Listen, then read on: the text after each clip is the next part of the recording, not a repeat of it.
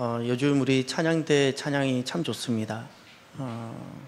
힘이 서지고 너무 좋습니다. 거기 또 기악 이게 기악이 아니죠? 뭐라 그러죠? 악기, 금관악기 와서 참 좋습니다. 남자들이 조금 더 참여하면 더 좋겠어요. 남자 소리가 좀 약한 것 같아서. 그러면 이런 이야기를 할 것 같아요. 목사님 성도도 얼마 안 되는데 다 성가대하면 누가 그 말씀을 할까봐 제가 여러분은 몇 년 전에 이뷰 예배당에 꽉 차서 복도에 앉고 그때 성도들이 목사님 이렇게 막 산부 이야기가 나왔었어요. 산부 이야기가 나오고 우리 다시 그걸 두고 기도합시다. 기도합시다. 로마가 세계 곳곳을 정복할 때입니다. 여러분, 로마 시대로 잠깐 돌아가 보시면 로마가 칼을 앞세워서 세계 곳곳을 정복했을 때 정복한 곳에서 꼭 한 것이 있어요. 군사기지를 정복한 그 땅에 꼭 군사기지를 두었습니다.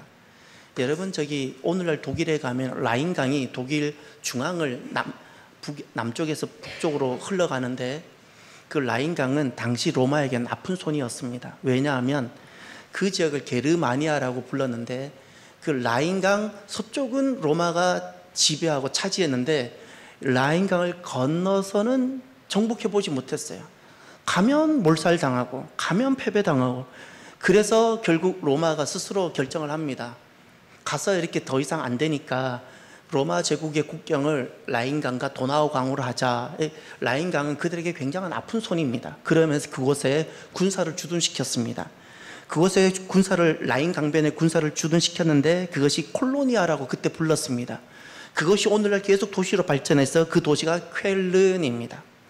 쾰른은 라인강변을 끼고 있고 라인강변 서편에 있고 그것이 과거에 로마군이 거기 지배했을 때 군사가 치안을 목적으로 있었던 곳이고 그 손흥민 선수가 뛰었던 그 독일의 어느 도시였죠?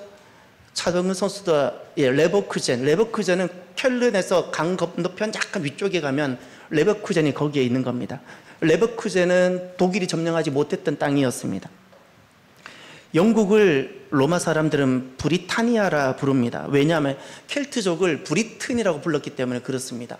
켈트족은 몸에 막 이렇게 동글동글한 막 이렇게 이상한 그 문신이라기보다도 기하학적인 이렇게 막 그림을 막 얼굴부터 해서 막 얼굴 이렇게 그림을 막 그린 종족이어서 로마 사람들이 몸에 그림을 그리는 사람이란 뜻으로 브리타니 사람이라 말했고 그 땅 이름을 브리타니아라 불렀습니다. 그런데 거기에도 아픈 손이 하나 있는데 이 로마 사람들이 아무리 군사를 동원해도 오늘날 스코틀랜드 지역을 점령을 못한 겁니다. 웨일즈와 오늘날 잉글랜드 쪽은 다 점령을 하는데 올라가면 삶도 험하고 힘드니까 계속 무너지는 겁니다. 그래서 결국 그 하드리아누스라는 황제가 거기다 성벽을 딱 칩니다. 그냥 여기까지 우리 로마 제국하자. 그래서 오늘날 스코틀랜드와 잉글랜드를 나누는 경계선이 하드리아누스 황제 성벽이 되어버렸습니다. 그 너머는 로마가 점령해 본 적이 없습니다. 그러면서 로마가 그 잉글랜드에 주둔군을 둡니다. 군단을 두는데 그곳을 그 당시에는 룬디니움이라고 템즈강에 룬디니움이라고 주둔지를 두고 룬디니움이라고 불렀는데 그것이 오늘날 도시로 발전해서 런던이 됐습니다. 런던은 과거에 로마군이 거기 군단이 주둔했던 지역입니다. 로마가 가는 곳마다 이렇게 군사 주둔지만 두는 것이 아니라 도로를 건설했습니다. 왜 길을 만드는 것이 왜 중요했을까요? 만약에 길이 없으면 어떻게 될까요? 한 지역을 그것이 게르마니아든 뭐 어디든 한 지역을 정복을 했을 때 길이 없는 경우와 길이 있는 경우는 어떻게 다를까요? 또 여러분들께서 땅을 샀는데 길이 없는 땅을 사는 경우와 길이 있는 경우 땅을 사는 경우와 어떤 차이가 있을까요? 우리 교회 뒷땅 맹지입니다. 맹지란 뜻은 길이 없어요. 길이 시퍼렇게 있는데 그건 사도입니다. 요 마을 안으로 들어가는 3분의 1은 교회 땅이고 3분의 1은 텃밭 땅입니다. 그래서 실은 이 뒷땅이 이렇게 묶여 있는 것이 사도여서 묶여져 있는 겁니다. 길이 없으면 연결이 안 됩니다. 지금 뒷땅도 맹지라 불리는 것이 연결이 안 되어 있기 때문에 그렇습니다. 길이 왜 중요한가? 길이 있어야 하나가 되는 겁니다.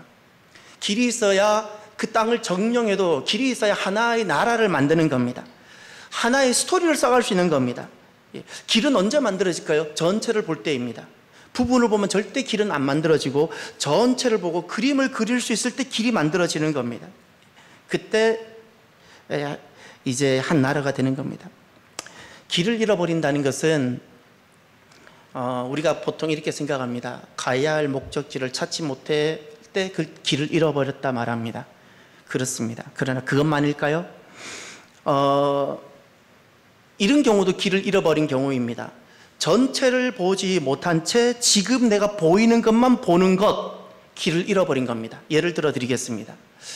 우리가 낯선 곳, 그게 여행지도 좋고 내가 낯선 곳을 갔을 때 일상 다니던 곳이 아니고 낯선 곳을 갔을 때 우리가 시장을 갈 수도 있고 뭐 관광지를 갈 수도 있고 어떤 이동을 합니다. 이동을 하는데 A라는 곳에서 B라는 곳으로 이동을 하는데 지금 가는 곳은 보는 겁니다. 차창 밖으로 지나가는 풍경도 보지만 내가 어디로 가는지 그곳은 어디쯤 있는지 알지 못한 채 간다면 길을 잃어버린 겁니다. 왜냐하면 나 스스로 돌아오질 못하고 다음에 갈 때도 난 스스로 갈 수가 없는 겁니다. 나는 한번 갔지만 길이 없어요. 나는 한번 가본 곳이에요. 근데 나는 다시는 또 두 번째 못 갑니다. 왜죠? 길이 없어요. 나는 분명히 갔지만 길이 없는 거예요. 그래서 이것이 전체를 보지 못한 채 지금 내가 보이는 것만 보고 갈 때 길을 잃어버리는 겁니다. 저는 항상 이렇게 갑니다. 여행을 가든 낯선 곳을 가든 해외에 나가면 구글 지도를 띄워놓고 국내에 갈 때는 네이버 지도를 띄워놓고 내가 지금 어디쯤 가는지, 내가 가고자 하는 곳은 A라는 곳인데 지금 난 어디쯤 가고 있는지, 지금 이 다음에는 무엇이 나오는지를 보고 갑니다. 길을 잃어버리지 않습니다. 아, 지금은 어느 방향으로 가고 있고 내가 가야 할 어디쯤 가고 있구나. 그러면 다음에는 아무도 설명하지 않아도 나 스스로 갈 수도 있어요. 해외에서도 길을 잃어버리지 않습니다. 나는 어디쯤 가고 있고 내가 가고자 하는 식당은 어디쯤 있으니까 어떤 일이 있으면 난 어느 쪽 방향으로 가면 되겠구나. 전체를 볼 수 있어야 길을 잃어버리지 않습니다. 부분은 중요하지만 숲을 보고 그리고 나무를 볼 수 있어야 됩니다. 성경도 66권이죠. 무려 66권이나 됩니다. 그런데 이것이 하나가 될 수 있어야 돼요. 이게 하나의 책입니다. 왜 하나일까요? 저자가 한 분입니다. 그리고 주제가 하나입니다. 예수 그리스도. 목적이 하나입니다. 하나님께서 예수 그리스도를 통해서 우리를 구원하시는 말씀이 이 성경입니다. 66권이 하나의 스토리가 되어져야 돼요. 부분이 아닙니다. 제가 이번에 주중에 아주 재미있는 걸 경험했는데 제가 소개할게요. 작은 책을 하나 들고 제가 경험한 겁니다. 아주 재미있었어요. 그런데 여러분, 지금 여러분이 가장 많이 고민하거나 생각하는 걸 지금 마음으로 생각해 보세요. 자, 그리고 나서 잠깐 한 10초 흐르고 난 다음에 두루루 책을 펼치는 거예요. 딱 책을 펼쳐서 여기 나오는 글자를 읽어보는 거예요. 예, 겟세마네 동산의 주를 생각할 때 그러면 이번에 내가 가장 고민하고 내가 가장 힘든 것, 그걸 통해서 주님을 생각하라. 뭐 이런 것들 해본 적이 있어요. 재미로 했지만 성경을 그렇게 볼 수 있는 거예요. 66권 이걸 전체로 하나의 스토리를 보지를 못하고 부분 보는 거예요. 넘겨서 오늘은 장차 내 백성이나 제사장이랑 동일하구나. 하나님께서 나를 백성 삼아 주셨구나. 가정의 제사장. 이렇게 또 감사하고 또 그 다음 날은 다 넘겼어. 각기 포도나무 아래와 무화과 나무 아래에서 평안히 살았더라. 하나님께서 우리 가정에 평안을 주시겠구나. 감사하다. 이게 부분 보는 거예요. 묵상은 참 귀한 거고 그날 내게 주신 말씀이 참 귀합니다. 그런데 이렇게 하면 길을 잃어버립니다. 성경을 가까이 하고도 성경을 보고도 길을 잃어버립니다. 어디를 보더라도 창세기부터 계시록까지 한 이야기, 한 스토리가 되어져야 되고 그 스토리 가운데 내가 지금 보고 있는 말씀이 보여져야 됩니다. 예를 들어 이런 거죠. 지금 우리가 디모데전서 5장을 보고 있다면 5장을 두고 디모데전서를 전체가 보여져야 돼요. 그래서 5장을 읽고 오늘 본문을 읽고 디모데전서 1장부터 6장까지를 속독으로 쭉 읽어야 돼요. 그래서 내 안에 구조가 만들어져야 돼요. 그게 그림입니다. 아, 디모데전서 1장은 이런 말씀, 2장은 이런 말씀, 3장, 그리고 오늘 5장 있고, 이게 구조가, 그림이 딱 그려, 이게 숲입니다. 숲이 그려지고 내가 딱 보여져야 돼요.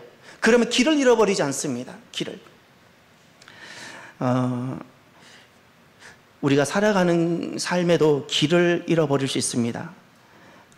부분으로서의 열심, 내 삶이 다 부분으로 나누어지고 그 부분 속에 정말 열심히 살아갈 때 나는 정말 열심히 살아가지만 길을 잃어버린 삶이 됩니다. 길을 잃어버린 삶을 방황이라 부릅니다. 어떻게 하면 우리가 길을 잃어버리지 않는 삶이 될 수 있을까? 세 가지 키워드를 꼭 내 삶에 적용하십시오. 우리가 수많은 부분을 갖고 살아갑니다. 가정이라는 부분, 교회라는 부분, 직장이라는 부분, 또 여러 가지 삶의 수많은 부분들이 있습니다. 그것이 내가 좋아하는 어떤 동호회도 될 수 있고 많은 부분들이 있습니다. 내 삶을 만들어가는 부분들이 있는데 그것이 이렇게 되어져야 돼요. 하나의 주인이 되어져야 돼요. 내 삶의 모든 부분들이 통합이 이루어져야 되는데 하나의 주인, 내 삶의 주인이 한 분이셔야 돼요. 어떤 부분이든, 가정에서든 동호회에서든 직장에서든 일터에서든 교회에서든 내 삶의 주인이 한 분이셔야 돼요. 하나님. 그때 통합이 일어나는 겁니다. 그런데 이럴 경우 가정에서의 어떤 중요한 주제와 주인이 다르고 직장에서 중요한 주제와 주인이 다르다면 나는 부분으로 살아가는 것이고 통합이 이루어지지 않고 길을 잃어버리고 있는 전형적인 사람들의 모습입니다. 또 하나의 주제입니다. 하나의 주제. 내 삶의 주제가 수많은 주제가 부분들이 있어요. 나를 이루고 있는 수많은 부분들, 파트들이 있는데 이것이 내 삶의 주제가 하나여야 됩니다. 하나님께 영광. 내가 가정에서든 일터에서든 동호회에서든 내가 무엇을 하든 내가 왜 하는지 거기에 대한 답변이 하나여야 됩니다. 하나님께 영광을 위하여, 하나님의 영광을 위하여, 하나님께 영광. 하나의 주제. 이게 통합이 이루어질 때 길을 잃어버리지 않습니다. 그런데 내가 동호회 갈 때의 주제, 가정에서의 주제, 자녀를 기를 때의 주제, 일할 때의 주제가 다 다르다면 전형적으로 길을 잃어버린 채 부분으로는 너무 열심히 살아가지만 길을 잃어버린 채 살아가는 전형적인 사람들의 모습입니다. 또 하나의 목적입니다.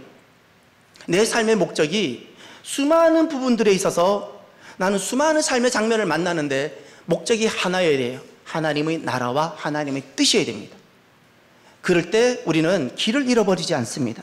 부분이 아니라 삶의 전 영역이 통합이 이루어져야 됩니다. 사랑하는 성도 여러분, 이것이 참 축복이고 복입니다.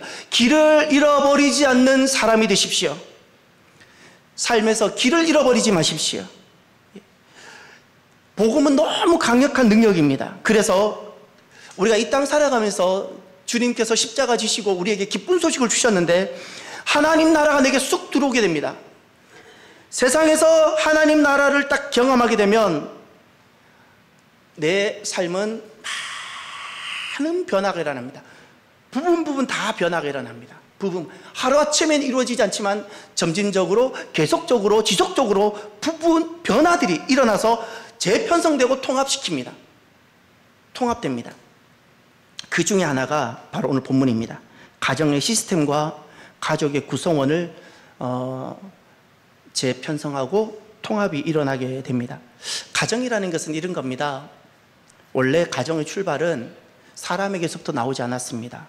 하나님의 계획이었고 하나님의 작품이고 창조의 마지막 완성이었고 그래서 가정은 하나님의 목적을 수행하기 위해서 하나님께서 두신 것이었어요.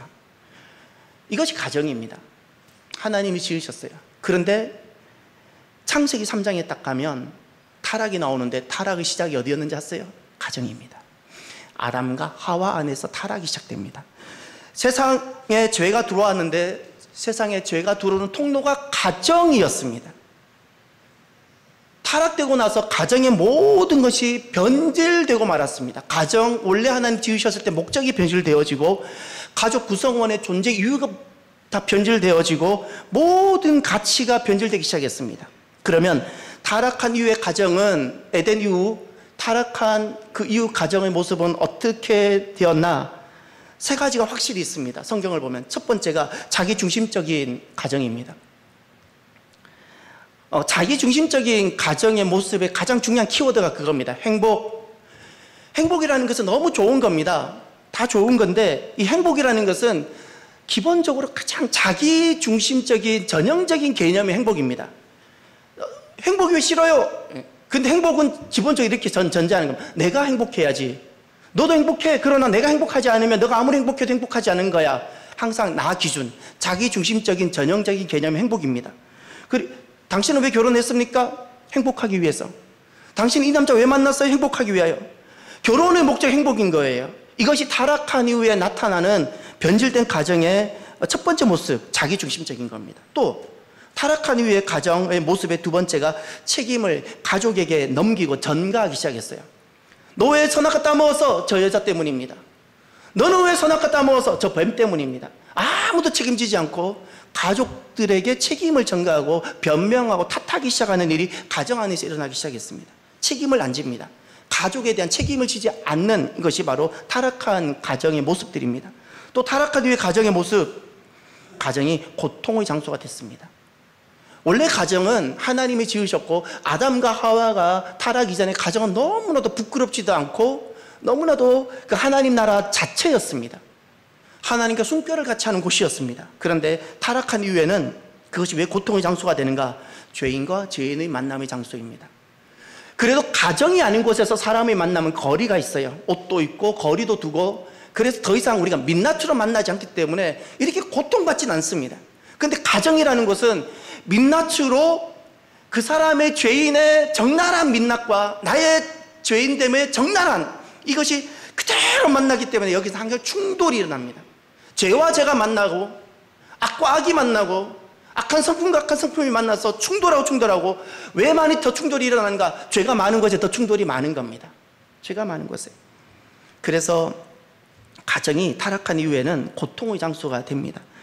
그것 때문에 오늘날에는 어떤 일이 일어나는가? 비혼주의, 동거는 하지만 결혼하지 않겠다고, 또 무자녀주의, 이런 것이 가정이 그 고통의 장소로 변질되고 있기 때문에 그렇습니다.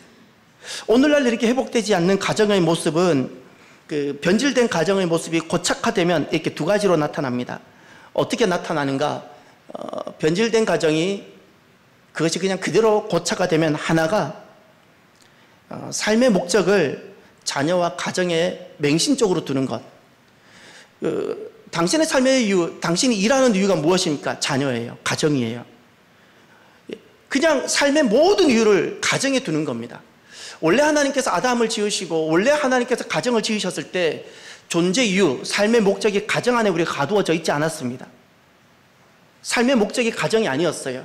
그런데 이 변질된 가정이 그대로 고착화되기 시작하면 어떻게 되는가 하면 삶의 이유, 존재 목적, 일의 이유, 모든 것이 딱 가정 안에 제한되고 자녀를 위해서, 가정을 위해서, 이것을 우상 숭배라 말하는 겁니다.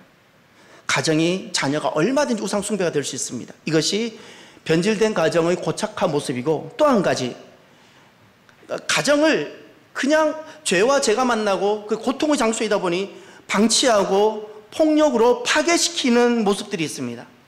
반대로 부정적으로. 이것이 변질된 그 가정의 모습이 고착화될 때의 모습입니다.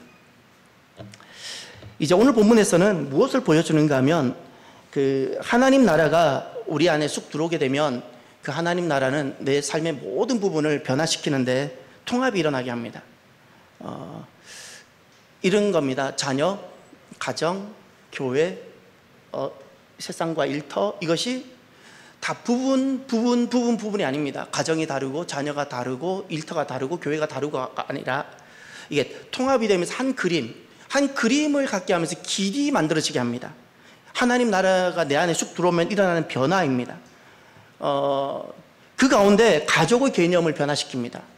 가족의 개념. 이제 오늘 본문을 보십시오. 하나님 나라가 가져오는 변화가 첫 번째가 가족 개념을 바꿉니다. 오늘 본문을 보십시오. 날이 많이 덥죠? 저는 얼마나 덥겠습니까? 이거 한번 입어보시겠어요? 셔츠라이트. 그래도 우리 교회는 요즘 앞에 찬양대 비춘다고 막 고개를 숙여놨어요. 원래 이거 찬양대 비추려면 앞에서 비춰야지. 이거 어차피 안 비쳐요. 이거는 앞에서 여기를 비추라고 한 건데 누가 다 고개를 숙여놨어요. 남아있는 그 빛이 너무 뜨거워요. 땀도 많이 나고. 여러분 오늘 본문 한번 보세요. 디모데전서 5장 보면 1절에 보세요.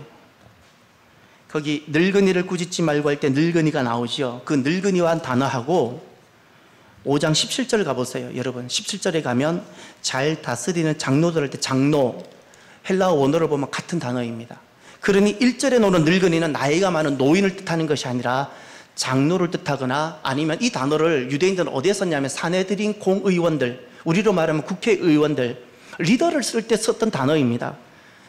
사내들인 의원이나 교회 내에선 장로를 표현할 때 썼던 단어이고, 이것은 결코 나이가 단수 많은 노인을 뜻하는 단어가 아니라는 사실입니다. 더구나 2절에 가면 늙은 여자가 나오죠. 이것은 나이가 많은 여성을 말하는 듯하는 단어가 아니라 장로에서 장로라는 단어인데 그것이 여성형 명사로 쓰여졌던 겁니다. 쉽게 오늘 한국 교회로 말하면 여성 장로를 말하는 겁니다. 아무튼 이와 같은 교회 내에 있는 멤버들을 이야기하고 있는 겁니다. 이제 그런데 1절과 2절을 보세요.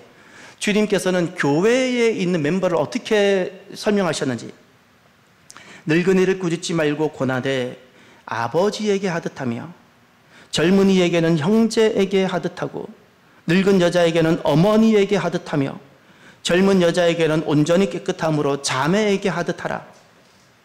여러분, 아버지, 형제, 어머니, 자매라는 단어가 등장하죠. 이 단어는 어디서 존재하는 단어이죠? 가정입니다. 지금 교회 공동체를 설명하고 있는데, 목회자인 디모데에게 교회 공동체를 설명하는데 그 단어가 가정의 단어를 쓰셨어요. 가정의 언어를 쓰셨습니다. 하나님 나라가 내게 쑥 들어오고 나면 모든 것이 변화가 일어나고 부분들이 통합이 되면서 새로운 길이 통합이 되면서 길이 일어나는데, 그 중에 하나가 가족의 개념의 변화가 일어납니다. 새롭게 통합되면서 어떤 길이 만들어지는가? 새로운 가족. 내가 하나님 백성이 딱 되고 나면 새로운 가족을 형성하게 되는데, 그들이 하나님 백성들입니다. 하나님 백성이 새로운 가족이 되는 겁니다. 내가 하나님 백성이 딱 되고 나면 이제 하나님 백성을 보고 싶은 겁니다. 지금 이렇게 살아가면서 제가 난 곳이 있습니다. 경상북도 의성군, 제가 난 곳입니다. 태어나기만 했지 자라본 적이 없습니다. 주로 자란 곳은 부산, 울산에서 다 자랐습니다. 그럼 제 친구들이 울산에 많이 남아있죠. 울산에 살 때는 몰랐는데 서울 올라와 보니 울산 사람들이 돈을 많이 벌더라고요. 그렇게 서울 사람은 훨씬 많이 벌 줄 알았어요. 아니요. 울산 사람들이 훨씬 많이 돈을 받습니다. 내려가면 제 친구들이 많이 있습니다. 안 반갑습니다. 싫다는 게 아닙니다. 하나도 안 기쁩니다. 잠깐은 기쁘죠. 대화가 안 돼요. 예, 그들은 나 때문에 술 먹는 것도 불편하고 예, 대화도 안 되고 서로가 꺼다는 보리자루처럼 앉아있다가 헤어져요. 예. 근데 처음 가도 너무 반가운 사람이 있어요. 저는 내일 구례로 내려가죠. 그곳에 계시는 성도들 한 번도 본 적이 없는데 저는 가슴이 뛰어요. 보고 싶어요. 왜 그럴까요? 새로운 가족이 형성되기 때문에 그래요. 지금은 누가 제일 반가운가? 진짜 예수님 믿는 사람이에요. 예수님을 통해서 내가 사는 사람 아니라 진짜 예수님을 믿는 사람들이 가장 반가워요. 새로운 가족이 형성됩니다. 이게 가족 개념의 변화예요. 그러면 기존 가족이 있죠. 기존 가족이라는 개념은 어떻게 바뀌는가? 이 기존 가족들은 새로운 가족이 되어서 새로운 가족으로 만나기를 소망하고 기도하는 일들이 일어나기 시작해요. 하나님, 기존에 있는 나의 부모, 기존에 있는 나의 자녀, 기존에 있는 나의 친척들이 이제는 하나님 나라 백성 공동체, 새 가족이 되게 해주십시오. 이런 마음이 생겨나는 겁니다. 이것이 가족 개념의 변화가 일어납니다. 또 두 번째, 하나님 나라가 내 안에 쑥 들어오고 나면 새로운 변화와 회복이 일어나는데 가정에 대한 변화가 일어납니다. 두 번째가 가정의 존재 이유의 변화입니다. 전에는 자기중심적이었어요. 이 남자를 만나서 결혼한 이유도 내가 행복하기 위해서, 잘 살기 위해서, 뭐 이런 거 다 행복이에요. 이게 다 자기중심적인데 하나님 나라가 쑥 들어오고 나면 무엇이 바뀌는가 하면 나 중심에서 하나님 중심으로 바뀝니다. 모든 것이 하나님 중심으로, 자녀를 기르는 이유, 내가 일하는 이유, 이것이 하나님 중심으로 싹 바뀌게 됩니다. 전에는 내가 중요하기 때문에 내 기준으로 모든 걸 했는데 이제는 이타적인 사랑이 생겨나기 시작합니다. 그것이 전에는 내 남편이 내 마음에 들 때만 내가 따르고 순종하고 싶어졌는데 이제는 그렇지 않아요. 순종이라는 것이 하나님 나라 큰 그림 안에서 내가 그 시스템 속에 내가 들어가게 되는 겁니다. 저는 자주 북유럽을 처음 소개 들었을 때 신학교에서 굉장히 놀라웠었습니다. 그 이야기가 이런 거죠. 오늘 북유럽을 이루고 있다고 하는 북유럽 스칸디나비아 반도에 있는 뭐 그 나라 세 나라와 또 특별히 이렇게 흑해 쪽으로 튀어나온 그 덴마크, 또 그 옆에는 네덜란드.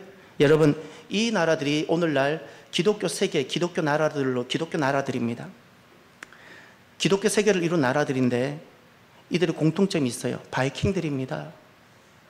말이 바이킹이지 우리로 말하면 왜구들이에요. 우리 한국 사람의 정서로 말하면 그들은 왜구예요. 왜구. 임진왜란이 일어나기 이전까지만 해도 왜구가 남해안에 얼마나 많이 들끓었는지 너무너무 남해안에 살았던 사람들이 힘들었어요. 어떨 때는 왜구들이 들어와가지고 그 마을을 점령하고 오랫동안 머물기도 했어요. 그러니 그 당시 우리 선조들이 겪었을 고통을 생각해 보세요. 그래서 그 왜구들을 정복하기 위해서 대마도 스시마도 정벌해 보려고 했던 것도 아니겠습니까? 이 말이 스칸디나비아 반도고 뭐 덴마크고 네덜란드고 오늘날엔 그 국기마다 다 십자가가 있지만 그들이 바이킹들이었다고요. 바이킹, 해적들. 근데 어떻게 이렇게 기독교 국가가 됐을까요? 이들이 배를 타고 프랑스도 가고 배를 타고 스페인도 가고 배를 타고 곳곳에 다 돌아다니면서 가는 곳마다 약탈하고 남자들은 죽이고 여자들 데려왔어요. 남자들은 죽이고 여자들을 데려왔어요. 진짜 당시 살아가는 사람들은 우리가 왜구가 싫었던 것처럼 바이킹이 너무너무 싫었던 사람들이에요. 거기 끌려갔던 자매들을 생각해 보세요. 얼마나 비참하겠어요. 보통은 이렇게 됩니다. 내게 주어진 이 상황들이 너무 비관적이고 비참하고 저주스럽고 그래서 이 상황을 내가 거부하고 이렇게 막 미쳐버리고 막 이럴 수 있는데 끌려간 자매들이 예수 믿는 사람들이 끌려갔어요. 내가 원하지 않는 상황들, 내가 원하지 않는 남자, 내가 원하지 않는 결혼, 그리고 그 속에 얼마나 폭력과 비인격적인 상황들이 많았겠습니까? 이 상황을 그들이 그냥 받아들입니다. 거부하지 않습니다. 그리고 그 속에 자녀들을 믿음으로 길러내기 시작했어요. 이 모든 상황을 그냥 받아들인 거예요. 그리고 그 속에서 그 자녀들을 길러내고 믿음으로 키웠어요. 그리고 저렇게 저 바이킹들이 끌려갔던 믿음의 자매들에 의해서 그 자녀들이 돌아오고 그 자녀들에 의해서 또 그 자녀들이 돌아오고 결국 저렇게 바이킹들이 기독교 세계가 된 거예요. 할렐루야. 이것이 바로 가정의 존재 이유예요. 전에는 내 남편이 잘해야 내가 뭐 따르고 순종하고, 바이킹에 끌려갔던 자매들은 남편에게 순종할 만한 가치가 1도 없었음에도 불구하고 그 모든 상황을 따르고 순종했더니 큰 하나님의 계획과 뜻이 이루어졌던 거예요. 이 상황을 거부하거나 반항하지 않고 상황에 하나님을 생각하며 상황 속에서 내가 믿음을 지켜가며 살아갔던 겁니다. 그 부부 제자도라는 책이 이번에 이여전도에서 여름 수련회 때 그 책을 독서로 했죠. 프란시스 첸이라는 분입니다. 썼습니다. 왜 저자가 중요하냐면 부부 제자도를 검색하면 저를 가르쳤던 장신대 성종형 교수님, 성률이 아버지예요. 그 핑클? 예. 성률이 아버지가 신약학 교수였었어요. 장신대. 그분이 쓴 부부 제자도도 있는데 이 프란시스 첸이라는 분이 쓴 책이 있어요. 거기 보면 아주 그 6개 강의 챕터로 이루어져 있는데 주목해야 될 게 몇 가지가 있어요. 그 1장에 보면 제목이 이런 거예요. 행복한 가정이 목표가 아닙니다. 가정의 목표가 행복이 아니라는 거예요. 결혼의 목표가 행복이 아니라는 거예요. 근데 너무나도 많은 크리스찬들이 행복에 두고 결혼하고 행복을 꿈을 꾸고 행복하지 아니하면 내 가정이 지금 잘못되어 가고 있고 그리고 내가 몸앓이를 하고 있고 내가 가정을 어떻게 다루어야 될까 고민하고 있다는 거예요. 행복이 크리스찬의 가정의 최종 목표가 결코 아니에요. 하나님께서 원래 가정을 지으셨을 때도 가정이 목표가 행복이 아니었어요. 행복이 아니었다고요. 가정은 하나님의 영광의 도구였고 하나님의 그 모든 행하시고자 하시는 것의 대행자가 가정이었어요. 가정의 궁극적인 목표는 하나님 나라이고, 가정은 내가 예수님을 닮고자 예수님의 제자가 되는 과정이고, 그것은 성령님께서 임하신 성령 공동체가 되어져야 되고, 그 가정에서 나는 하나님을 섬겨야 되는 거예요. 이것이 가정인데 행복에도 두고 있다는 거예요. 그 프란시체는 제일 강조하는 게 그 첫 번째가 그거예요. 가정은 행복이 목표가 아닙니다. 그리고 또 한 가지, 나는 이 문구가 너무 마음에 들어요. 그 프란시스 첸이라는 사람이 2장에서 이렇게, 저도 이 문구가 제일 마음에 들어요. 결혼은 그렇게 대단하지 않습니다. 저를 따라해 주세요. 결혼은 그렇게 대단하지 않습니다. 대단하지 않는 것에 대단한 것처럼 무게중심 두고 살아가지 마세요. 왜 대단하지 않을까요? 그분은 이렇게 말해요. 일시적 관계. 영원에서 보면, 영원이라는 것은, 영원에서 나를 보면 내가 태어난 날과 내가 주님 앞에 돌아갈 날이 한 번에 보인다 그랬죠. 통시적으로. 영원에서 가정을 보면요, 아주 인류 역사가 6,000년을 잡아도 우리는 100년도 살지를 못하는 내 인간사인데, 너무 6,000년의 관점에서 봐도 너무 짧은 시간인데, 영원에서 보면요, 이건 점도 못 찍는 시간이에요. 너무 잠깐 만나서 하나님 뜻을, 그리고 하나님 나라를 이루어가는 시간인데, 영원한 관계가 아니라는 거예요. 천국 가면 더 이상 우리는 부부로 만나지 않고 자녀로 만나지 않아요. 여기까지만 해요. 잊지 마세요. 일시적인 관계이고, 가정과 결혼은 그리스도와 교회의 연합을 보여주는 그림자이고요. 그리고 반드시 결혼과 가정은 영원한 관점에서 보라고 프란시체는 이야기하고 있습니다. 저는 100% 동의합니다. 영원한 관점에서 일시적인 가정을 보십시오. 너무나도 많은 사람들이 가정을 영원한 것으로 생각해요. 아니요, 영원하지 않습니다. 잠깐이고 일시적인 겁니다. 그래서 결혼은 그렇게 대단한 것이 아니기 때문에 내 삶의 모든 목적과 방향을 가정에 두면 아니 됩니다. 결혼의 사소한 문제나 어려움에 너무 얽매이지도 마십시오. 이것이 전부가 아니기 때문에, 내 삶의 중심과 기둥이 아니기 때문에 그렇습니다. 오히려 가정을 향한 사명을 생각하시고 회복하십시오. 가정에 두신 하나님의 목적을 회복하시고 그 목적에 헌신하시길 바랍니다. 여러분, 오늘 말씀을 마무리하면서 하나님 나라가 내게 오면 많은 변화가 일어납니다. 회복이 일어납니다. 가정은 회복이 일어납니다. 하나님 나라가 내 가정과 내 가족에 대한 개념을 완전히 다 재편합니다. 그리고 하나의 이야기가 되게 합니다. 하나의 이야기. 이 참된 회복이 있는 가정과 가족이 되기를 주의 이름으로 축원합니다. 기도합시다. 오늘 말씀을 가슴에 딱 새기고요, 진짜 하나님 나라가 만들어가는 가족이 되어져야 되고요, 진짜 하나님 나라의 스토리를 써가는 가정이 될 수 있어야 됩니다. 이것이 복입니다. 잘 사는 가정이 복이 아니고요, 돈 많은 가정이 복이 아니고, 지식 많은 가정이 복이 아니라 하나님 나라 스토리를 써가는 가정이 되고 하나의 스토리를 써가는 가족이 될 수 있도록 기도하시길 바랍니다. 기도합니다. 할렐루야. 하나님 아버지 감사합니다.